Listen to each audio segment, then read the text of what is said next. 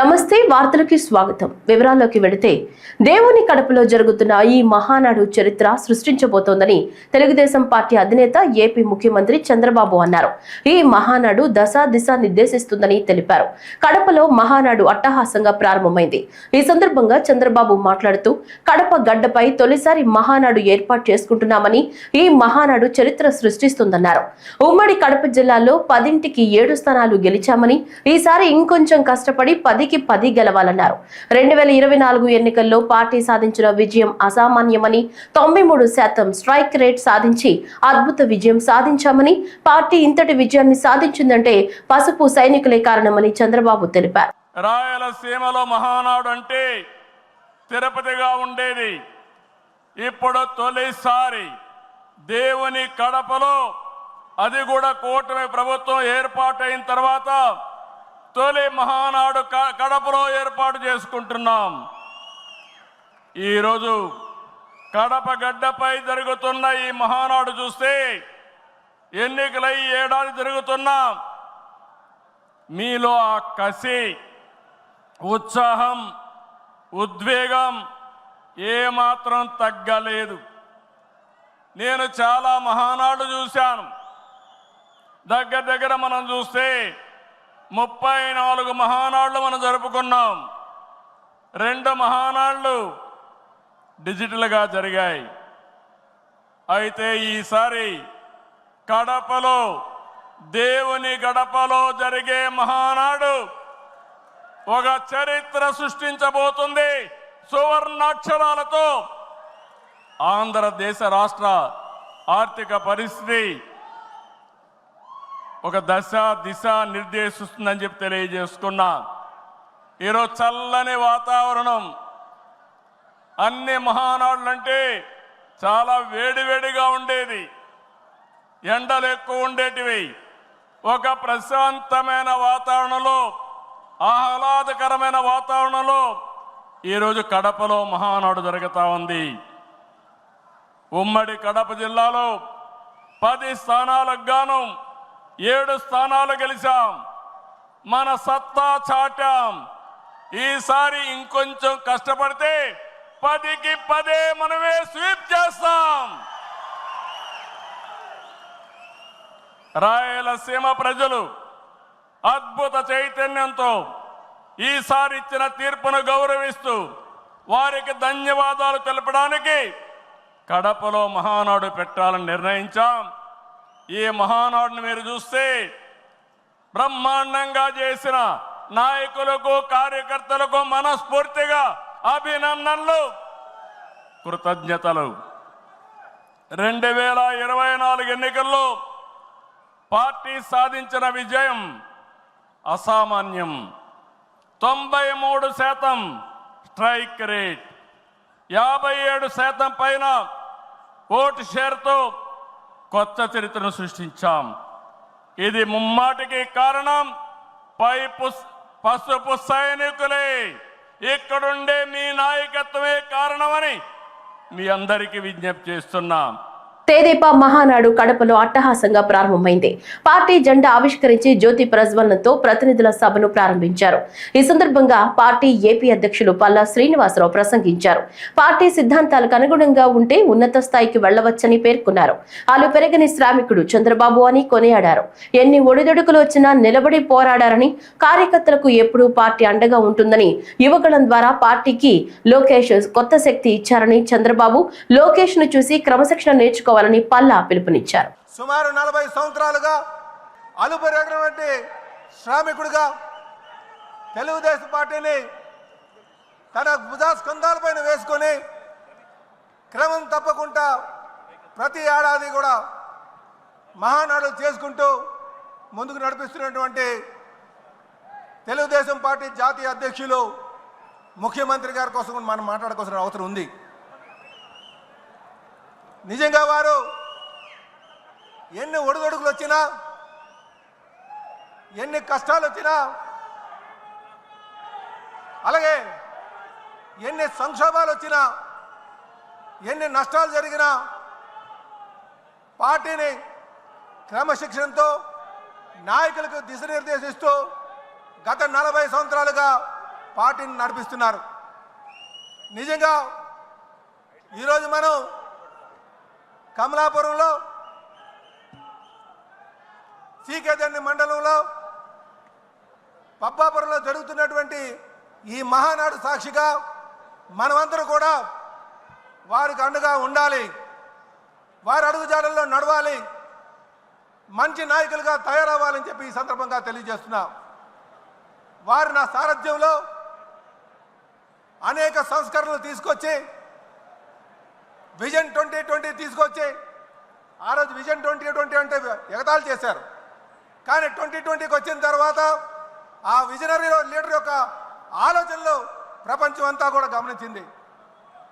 What CBN things today the nation things tomorrow అనే విధంగా వారి ఆలోచనలు ఉంటుందనడానికి విజన్ 2020 నిదర్శనం అని చెప్పి తెలియజేస్తున్నాం. అలాగే ఈరోజు 2047 స్వర్ణాంధ్ర అనే విజన్ తీసుకున్నారు. దానికి మనమందరం కూడా ఆయన అడుగుజాడల్లో నడవాల్సిన అవసరం ఉందని చెప్పి ఈ సందర్భంగా తెలియజేస్తున్నాం. అలాగే ఈరోజు కాలానికి అనుగుణంగా నిర్ణయాలు తీసుకుంటూ యువగలం ద్వారా యువతని పార్టీలోకి తీసుకొచ్చి జవసత్వాలను చేకూర్చినటువంటి లోకేష్ బాబు కోసం మనం మాట్లాడుకోవాల్సిన అవసరం ఉంది. కార్యకర్తలందరికీ అండగా ఉంటూ వారి సంక్షేమాన్ని తీసుకుంటూ వారికి ఏ కష్టం వచ్చినా సరే ఆదుకుంటూ ముందుకెళ్తున్నటువంటి తీరు, అలాగే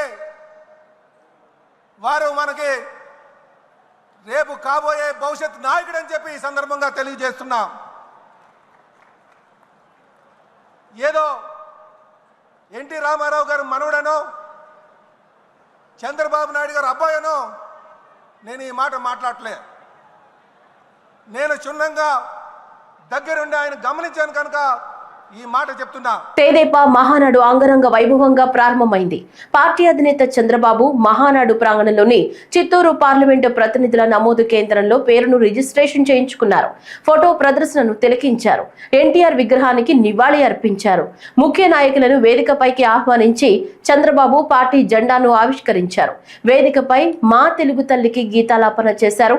మృతి చెందిన పార్టీ కార్యకర్తలకు నేతలకు మహానాడు వేదికగా నాయకులు సంతాపం వ్యక్తం చేశారు. ఇటీవల కాలంలో 1033 మంది చనిపోయినట్లు సోమిశెట్టి వెంకటేశ్వర్లు వెల్లడించారు. పహల్గాం ఉగ్రదాడిలో మరణించిన వారికి మహానాడులో సంతాపం తెలిపారు.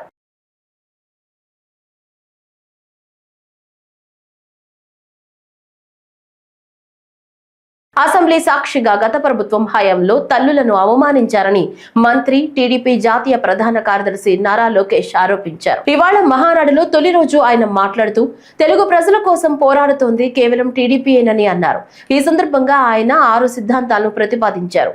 తెలుగు జాతి విశ్వఖ్యాతి, యువగళం, స్త్రీశక్తి, అన్నదాతకు అండగా, పేదల సేవల్లో సోషల్ రీ ఇంజనీరింగ్, కార్యకర్తలే అధినేత అంటూ నాయకులు కార్యకర్తలకు సూత్రాలను వివరించారు. ఈ 6 శాసనాలను భవిష్యత్తులో తప్పకుండా అమలు చేస్తామని పేర్కొన్నారు. అందుకే తెలుగుదేశం పార్టీలో కార్యకర్తలే మన అధినేత. ఈ రోజు మేమందరం ఈ వేదిక మీద నుంచున్నామంటే దానికి కారణం తెలుగుదేశం పార్టీ కార్యకర్త చెమట. ఆనాడు చంద్రబాబు గారు ఒక్క పిలిపిస్తే బాబు షూరిటీ భవిష్యత్ గ్యారంటీ చేశారు. నేను ఆనాడు నియోజకవర్గానికి వచ్చి మాట్లాడా, శంకరావం చేయాలి, ప్రతి గడప తొక్కాలంటే మీరందరూ తొక్కారు. అందుకే కార్యకర్తలందరూ చెప్తున్నా, నాయకుల చుట్టూ తిరుగుతాం కాదు, ప్రజల చుట్టూ తిరగండి, మిమ్మల్ని ఎత్తుక్కుంటా వస్తుంది ఈ తెలుగుదేశం పార్టీ. కార్యకర్తలే తెలుగుదేశం పార్టీ బలం, బలగం. దేశంలో ఏ ప్రాంతీయ పార్టీకి లేని విధంగా 1 కోటి మంది సభ్యత్వం, 1 కోటి మంది కుటుంబ సభ్యులు ఒక తెలుగుదేశం పార్టీకే సొంతం. పార్టీ ఆవిర్భావం నుంచి కార్యకర్తలకు అండగా నిలబడింది తెలుగుదేశం పార్టీ. మన చంద్రన్న హయాంలో ఆత్మవిశ్వాసంతో తెలుగు ప్రజల భవిష్యత్తుకు పునాది మనం వేశాం. ఇప్పుడు అదే స్ఫూర్తితో ప్రజలకు, పార్టీకి, కార్యకర్తలకు మంచి భవిష్యత్తు అందించాలన్న లక్ష్యంతో సరికొత్త నినాదాన్ని రూపొందిస్తున్నాము. దీనికోసం 6 శాసనాలు నేను ఈరోజు మీ ముందు ప్రతిపాదిస్తున్నా.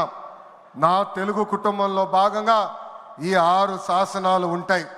మొదటిది తెలుగు జాతి విశ్వఖ్యాతి, 2 యువగలం, 3 స్త్రీ శక్తి, 4 పేదల సేవల్లో సోషల్ రీఇంజనీరింగ్, 5 అన్నదాతకు అండగా, 6 కార్యకర్తలే అధినేత. టీడీపీ జాతీయ అధ్యక్ష ఎన్నికకు నోటిఫికేషన్ జారీ చేశారు. ఈ క్రమంలో టీడీపీ మహానాడులో తెలుగుదేశం పార్టీ ప్రధాన కార్యదర్శి వర్లరామయ్య నోటిఫికేషన్ విడుదలైనట్లు ప్రకటించారు. ఈ క్రమంలో సాయంత్రం 5 గంటల వరకు నామినేషన్లు స్వీకరించనున్నట్లు తెలిపారు. రేపు నామినేషన్ల పరిశీలన, అభ్యర్థుల జాబితా ప్రకటించే అవకాశం ఉంటుంది. రేపు సాయంత్రం 4 గంటల తర్వాత మహానాడులో ఎన్నికల ఫలితాలు విడుదలవుతాయని తెలిపారు. ఇదిలా ఉంటే టీడీపీ జాతీయ ప్రధాన కార్యదర్శి మంత్రి నారా లోకేష్ కు పార్టీ కార్యనిర్వాహక అధ్యక్షుడి బాధ్యతలు అప్పగించాలని మంత్రులు, పార్టీ ముఖ్య నేతలు డిమాండ్ చేశారు. ఈ మేరకు మహానాడులో ప్రకటించాలని కోరారు. పార్టీని, ప్రభుత్వాన్ని సమన్వయం చేసుకుంటూ సంవత్సర కాలంగా మన అధినేత ముఖ్యమంత్రిత్వంలో కూటమి ప్రభుత్వం ఏర్పాటై ప్రజారంజక పరిపాలన అందిస్తూ ఉన్నది. పలు ప్రజాహిత కార్యక్రమాలను చేపట్టింది. అభాగ్యులై నిర్లిప్తతతో, నిరాశ నిస్పృహలతో కొట్టుమిట్టాడుతున్న రాష్ట్ర ప్రజానీకానికి భరోసానిచ్చింది. ఇది ప్రజాస్వామ్య పరిపాలన అని నొక్కి ఒక్కాణించింది. సూపర్ 6 పథకాల ద్వారా ప్రజల గుండెల్లో ఆత్మస్థైర్యాన్ని నింపింది. P4 ప్రవేశంతో పేదరికం నిర్మూలన సదుద్దేశంతో ప్రతి ఇంట పారిశ్రామికవేత్తలను తయారు చేయాలని సంకల్పించింది. మెగా డిఎస్సి ద్వారా నిరుద్యోగులకు శుభవార్తనిచ్చింది. నోటిఫికేషన్ విడుదల చేసింది. ల్యాండ్ టైటిలింగ్ యాక్ట్ రద్దు చేసి రైతులకు ఊరట కల్పించింది. మహిళలకు దీపం పథకం కింద 3 గ్యాస్ సిలిండర్లు ఇచ్చి వారి ఇళ్లలో వెలుగు నింపింది. రేపో మాపో బస్సుల్లో మహిళలకు ఉచిత ప్రయాణానికి నాంది పలకబోతుంది. తల్లికి వందనం రేపటి విద్యా సంవత్సరం ప్రారంభం నుండి అమలు చేయబోతుంది. రైతుకు అన్నదాత సుఖీభవ ద్వారా నగదు అందించబోతుంది. రాష్ట్రమంతా శాంతి భద్రతలు సజావుగా సాగుతున్నాయి. మత సామరస్యం వెల్లివిరిచింది. మహిళలపై అఘాత్యాలు, అరాచకాలు పూర్తిగా తగ్గుముఖం పట్టాయి. దళితులు, గిరిజనులు, వెనుకబడిన వర్గాలు, మహిళలు ఈ ప్రభుత్వం నీడన సుఖ ప్రయాణం సాగిస్తూ ఉన్నారు. ఈ పవిత్ర సమయాన ఈ మహాసభ చారిత్రాత్మకమైన నిర్ణయాలు తీసుకోవాల్సిన ఆవశ్యకత ఉందని మీ అందరికీ విజ్ఞప్తి చేస్తూ ఉన్నా. అధినేత నాయకత్వంలో మరో ఆలోచనకు తావివ్వక ముందుకు నడిచి తెలుగుదేశం పార్టీ పతాక నిరంతరం రెపరెపలాడేటట్లుగా మనందరం పాలు పంచుకోవాలి. 2 ప్రజా శ్రేయస్సే లక్ష్యంగా అందరం నడుం కట్టి ప్రభుత్వానికి అండగా నిలవాలి. అధినేత హస్తాలు బలోపేతం చేయాలి. 3 అడుగడుగున ప్రత్యర్థుల దుష్ప్రచారాన్ని పై స్థాయి నుంచి క్రింది స్థాయి నాయకుల వరకు బలంగా తిప్పికొట్టాలి. 4 మన ప్రభుత్వం చేపడుతున్న అభివృద్ధి సంక్షేమ పథకాలను ప్రజాక్షేత్రంలోకి తీసుకెళ్ళాలి. 5 ప్రస్తుత కాలమాన పరిస్థితులకు అనుగుణంగా ఆధునీకరించబడిన పార్టీ సిద్ధాంతాలను ప్రతి కార్యకర్త చిత్తశుద్ధితో స్వీకరించి ప్రజల్లో ప్రచారం చేయాలి. 6 మన రాజకీయ ప్రత్యర్థి ఓ జిత్తుల మారి నక్క. అతని అవినీతి సంపాదన, అనుసరించే అక్రమ మార్గాలపై ప్రతి కార్యకర్త డేగ కన్నుతో నిఘా వేయాలి. కుల, మత, ప్రాంతీయ విద్వేషాలు రెచ్చగొట్టే అసాంఘిక శక్తుల కదలికలపై నిరంతరం అప్రమత్తులమై ఉండాలి. డచ్ కాలం నాటి చారిత్రక నిర్మాణాలు ఓవైపు, చరిత్రకు సాక్షిభూతంగా నిలిచిన ఏళ్లనాటి వృక్షాలు మరోవైపు, మనసుకి ఆహ్లాదం కలిగించే కమనీయ ఉద్యానవనాలు ఇంకోవైపు. వీటి నడుమ భానుని ప్రభాత కిరణాల వెలుగులో జీవ వైవిధ్య పురస్కారం పొందిన రాజమహేంద్రవరంలోని కేంద్ర కారాగారంలో యోగాంధ్ర రాష్ట్ర స్థాయి కార్యక్రమం అద్భుతంగా జరిగింది. కారాగారాలు అనే ఇతివృత్తంతో చేపట్టిన ఈ యోగా సాధనలో కేంద్ర కారాగారంలోని 1300 మంది ఆశ్రమ వాసులు సహా దాదాపు 1500 మంది యోగా సాధన చేశారు. రాష్ట్ర పర్యాటక, సాంస్కృతిక, సినిమాటోగ్రఫీ శాఖ మంత్రి కందుల దుర్గేష్ విశిష్ట అతిథిగా హాజరైన ఈ కార్యక్రమంలో గిన్నిస్ రికార్డు గ్రహీత KLV శ్రీధర్ రెడ్డి ఆశ్రమ వాసులచే యోగాసనాలు వేయించారు. అత్యంత సంక్లిష్టమైన గండ బేరుండాసనం, ఊర్ధ్వ కుక్కుటాసనం, బ్రహ్మస్త్రాసనం, కైలాసాసనం, మలయాసనం, సుగ్రీవాసనం వంటి ఆసనాలను ఆయన కుమారుడు SKVT ప్రభుత్వ పాఠశాల 9వ తరగతి విద్యార్థి అయిన కార్తిక్ రామచంద్రారెడ్డి అద్భుతంగా ప్రదర్శించారు. మనం ఇక్కడ చేయబోతున్నాం. ప్రతి సంవత్సరం మనం జూన్ 21 ఇంటర్నేషనల్ యోగా డేని మనం సెలబ్రేట్ చేస్తూనే ఉన్నాం. అలా చేసేటప్పుడు ఒకరోజు ఒక ప్రాంతంలో ఒక కార్యక్రమాన్ని చేయడం, యోగా అనేది భారతీయతకు సంబంధించింది, అలానే అది మనకే సొంతమైన ఒక జ్ఞానం కాదు, దాన్ని ఇంకా మనం విస్తృతంగా చేయాలి, ప్రజల్లోకి తీసుకువెళ్ళాలి.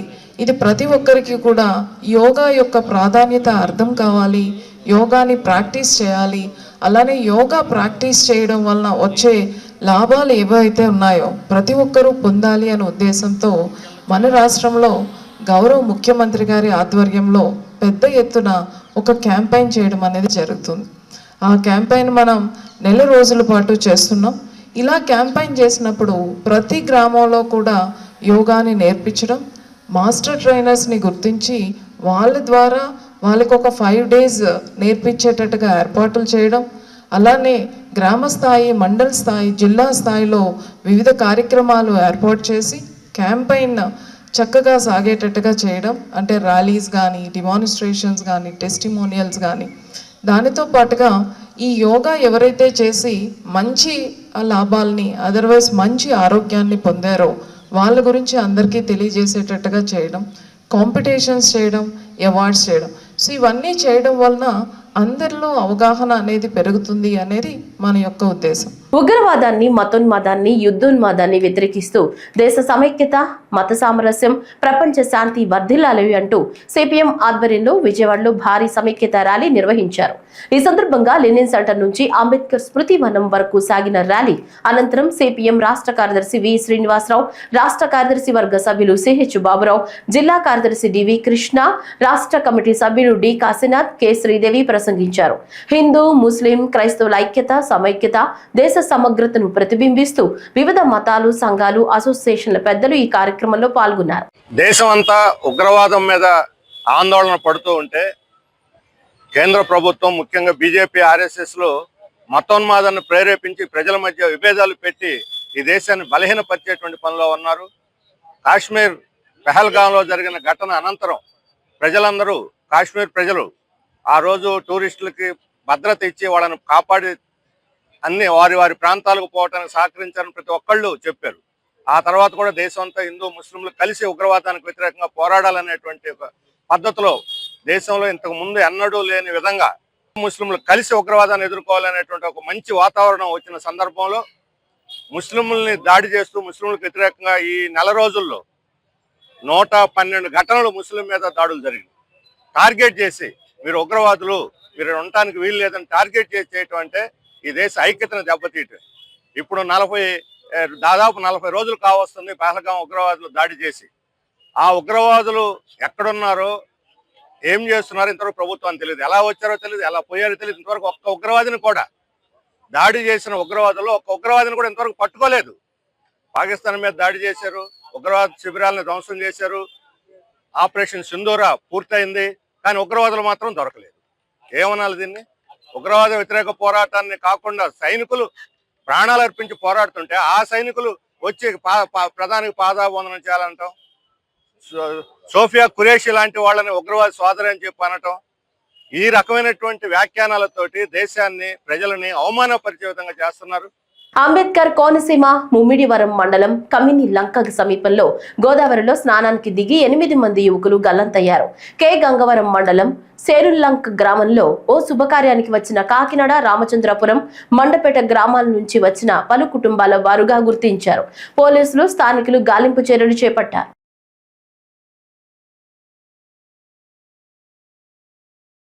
రాష్ట్రంలో ఎన్డీఏ కూటమి ప్రభుత్వంతోనే దళితులు అన్ని రకాలుగా అభివృద్ధి చెందుతున్నారని రాష్ట్ర Madiga corporation chairperson doctor Undavalli Sridevi పేర్కొన్నారు.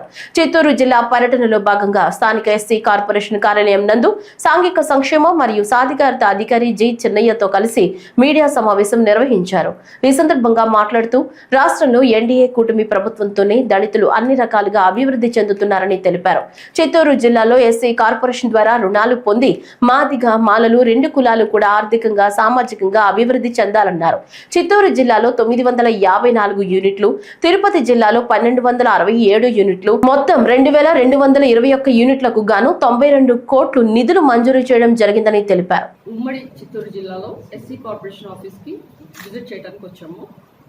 ఎందుకంటే గత ప్రభుత్వాలు ఏం చేసినాయి, ఇప్పుడు కొత్తగా మనం ఏం చేస్తున్నాం, ఎన్డీఏ కూటమి ప్రభుత్వం వచ్చిన తర్వాత అనేది మీకు చెప్పడానికి ఈ ప్రెస్ మీట్. ఇక్కడ ఆల్మోస్ట్ మీకు గమనిస్తే షాపింగ్ కాంప్లెక్సెస్ 117 ఉన్నాయి. దాని రెనోవేషన్స్ కొరకు ఆల్రెడీ రన్నింగ్ స్టేజ్లో ఉన్నాయి, మంజూరు చేయడం జరిగింది. ఇప్పుడు ఈ ఎన్డీఏ కూటమిలో ఏమేమి చేస్తో చెప్తున్నాం. తర్వాత మీకు గమనిస్తే చిత్తూరు జిల్లా గాను 954 యూనిట్స్ అండ్ తిరుపతి జిల్లాకి ఆల్మోస్ట్ 1267, టోటల్గా 2221, అంటే 92 కోట్లు శాంక్షన్ అయినాయి. మీరు గత ప్రభుత్వం గమనిస్తే ఇప్పుడే ఈడీ గారు చెప్తున్నారు, చెన్నై గారు, ఇక్కడ ఏమీ అభివృద్ధి అనే మాట లేదు. ఎందుకంటే ఆంధ్రప్రదేశ్ అంటే అక్షర క్రమంలో మనం ముందున్నాం, అభివృద్ధిలో కూడా ముందున్నాం. అంటే ఈ స్టార్ట్స్ విత్ ఆల్ఫాబెట్లో ఏ కనుక మన ఆంధ్రప్రదేశ్ అక్షర క్రమంలో ముందుండి కూడా మనం ఏం సాధించలేదు.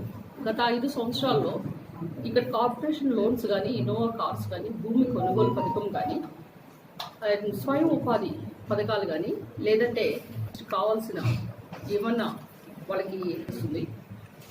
మీరు కనుక 2014-19 మధ్యన చంద్రబాబు నాయుడు గారు సీఎంగా ఉన్నప్పుడు ఆల్మోస్ట్ ఆయన 5 సంవత్సరాలు 7.5 లక్షల కోట్లు బడ్జెట్ ఇస్తే అందులో 40,000 కోట్లు ఎస్సీ ఎస్టీ సప్లాన్ నిధులకే ఆయన శాంక్షన్ చేశారు. ఆయన ఇచ్చిన సప్లాన్ నిధుల వల్ల ఆల్మోస్ట్ 4 లక్షల మంది ఉపాధి కల్పించారు. అంతేకాకుండా ఇంకా కొంతమంది లైక్ ఎవరైనా ఈ స్వయం ఉపాధి చేసుకోవాలన్న వాళ్ళకి అలా లబ్ధి పొందిన వాళ్ళకి 2.5 లక్షల మంది ఉన్నారు. అట్ సీసీ రోడ్స్ అయితేనేంటి, లేకపోతే శ్మశాన వాటికలు, లేదా అంబేద్కర్ భవనాలు, చాలా పెను మార్పులు జరిగినాయి. లోకేష్ గారు అయితే తను ఐటీ మినిస్టర్, రూరల్ డెవలప్మెంట్ మినిస్టర్గా ఉన్నప్పుడు 4,000 పైన కిలోమీటర్లు ఆయన సీసీ రోడ్స్ వేస్తే ఆల్మోస్ట్ అవి ఎక్కువగా దంతవాడల్లోనే ఉంటా మనం గమనించాలి.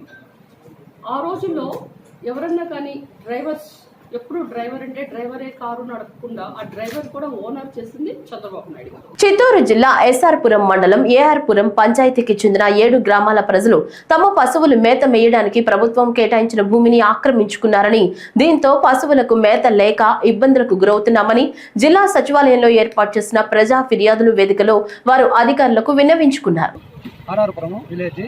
ఎస్ఆర్పురం మండలానికి గత కొన్ని సంవత్సరాలుగా 1,102 ఎకరాలు కుక్కరాలకు అనేది ఉండింది. దానివల్ల 7 పంచాయతీలు దానిలో పశువులు మేపుకొని జీవనం చేస్తూ ఉన్నారు, కూలింపు చేసుకుంటూ జీవనం చేస్తున్నారు. మన స్టేట్ గవర్నమెంట్, సెంట్రల్ గవర్నమెంట్కు 1,102 ఎకరాలు BRDO ప్రాజెక్ట్ చేసింది. దాని అనుకొని ఏఎంపురం పంచాయతీ, ఎస్ఆర్పురం మండలం, ఆర్ఆర్పురం ఎస్టీ కాలనీ, ఆర్ఆర్పురం ఇది ఏఎంపురం ఒడ్డిన్లు, ఏఎంపురం ఆదివాడ, ఏఎంపురం హరిజనవాడ, 5 గ్రామాలు ఆ 18 ఎకరాల పశువుల మేత బయలులో కూలి చేసుకుంటూ పశువులు మేపుకుంటూ మేకలు మేపుకుంటూ జీవనం చేస్తున్నారు. ఒక మూతుబడి రైతు మాకు పాస్ పుస్తకాలు ఇస్తున్నారనేసి సృష్టించుకొని అందరినీ దౌర్జన్యంగా 4 రోజులు మమ్మల్ని కొట్టడానికి ఇచ్చేస్తున్నారు. వాళ్ళకి ఎట్ట పాస్ ఇచ్చారు మాకు తెలియదు, కానీ గవర్నమెంట్ న్యాయం చేయాల్సింది కోరుతున్నాం. ఆంధ్రప్రదేశ్ రాష్ట్రంలో విశాఖ ఉక్కు కర్మాగారాన్ని ఏఐటీసీ మరియు సిఐటియు సంయుక్తంగా విశాఖ ఉక్కు ఆంధ్రుల హక్కు అనే నినాదంతో విశాఖ ఉక్కు కర్మాగారాన్ని ప్రభుత్వం నడిపించాలని, కార్మికులను వెంటనే ఉద్యోగంలోకి తీసుకోవాలని డిమాండ్ చేస్తూ కలెక్టర్ కార్యాలయంలో వినతి పత్రాన్ని సిఐటియు జిల్లా కార్యదర్శి నాగరాజ్ ఆధ్వర్యంలో ప్రజా సమస్యల పరిష్కార వేదికలో వినతి పత్రాన్ని సమర్పించారు. విశాఖ ఉక్కును ప్రభుత్వమే వెంటనే తొలగించిన కాంట్రాక్ట్, తొలగించిన కార్మికులను వెంటనే రాష్ట్ర వ్యాప్తంగా ఏఐటీసీ, సిఐటియు కేంద్ర కార్మిక సంఘాల ఆధ్వర్యంలో మన రాష్ట్రంలో ఉన్నటువంటి విశాఖ ఉక్కు ఆంధ్రుల హక్కు నినాదంతో ఏర్పడినటువంటి విశాఖ ఉక్కును ఈ యొక్క కేంద్ర ప్రభుత్వం, అదేవిధంగా మన రాష్ట్రం ఉన్నటువంటి తెలుగుదేశం ప్రభుత్వం కూడా దానికి ఒత్తాసు పలికే పరిస్థితి ఈరోజు తెలుస్తూ ఉంది. అందుకోసమే మేము కార్మిక సంఘాలుగా వెంటనే దీనిపైన రేపు జరుగుతున్నటువంటి మహానాడులో మీరు కూడా ఖచ్చితంగా చెప్పాలి. ఈ యొక్క విశాఖ ఉక్కు ఫ్యాక్టరీని మేము ప్రైవేటు పరం చేయము, ప్రభుత్వమే నడుపుతామనే యొక్క నినాదాన్ని మీరు తీర్మానాన్ని చేయాలని కూడా ఈ సందర్భంగా తెలుగుదేశం పార్టీ ఏబీవీపీ ఆధ్వర్యంలో పర్మిషన్ లేకుండా అడ్మిషన్లు ఎలా తీసుకుంటారని ఇప్పటికీ 140 అడ్మిషన్స్ చేశారని ఏబీవీపీ నాయకులు మండిపడ్డారు. డిఈఓ, ఎంఈఓ, ఎం నారాయణ స్కూల్ అడ్మిషన్లు తీసుకుంటుంటే ఏం చేస్తున్నారని ప్రశ్నించారు. ఈ సందర్భంగా ఏబీవీపీ నాయకులు సమీర్, సంజయ్ చైర్లు విరగ్గొట్టి నిరసనలు తెలిపారు.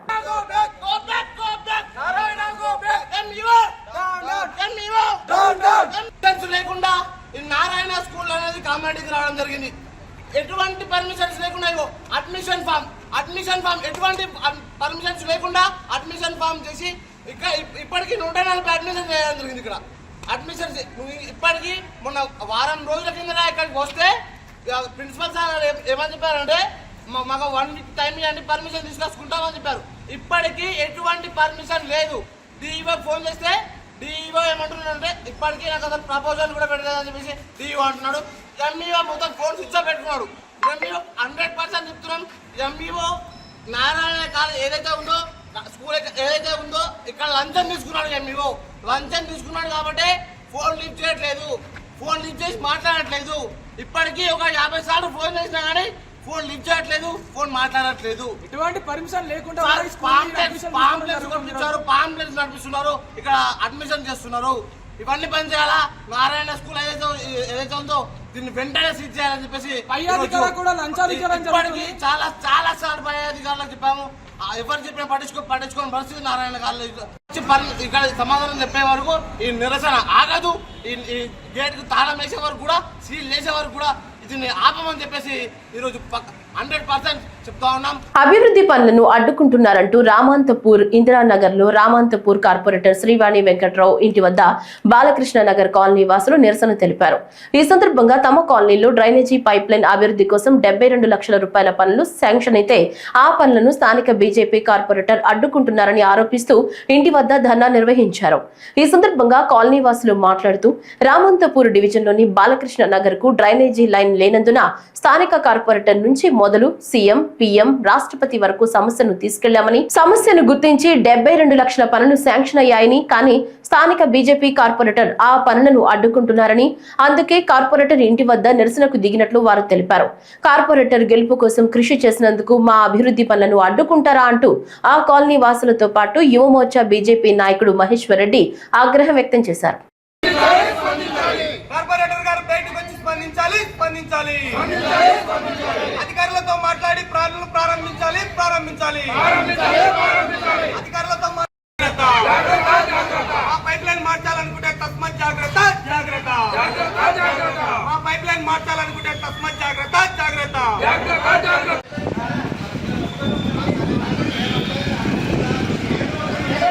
కడప మహానాడు ప్రాంగణానికి ఎమ్మెల్యేలు వెనిగండ్ల రాము, తంగిరాల సౌమ్య, శ్రీరామ్, రాజగోపాల్ తో కలిసి ఎంపీ కేశినేని శివనాథ్ చేరుకున్నారు.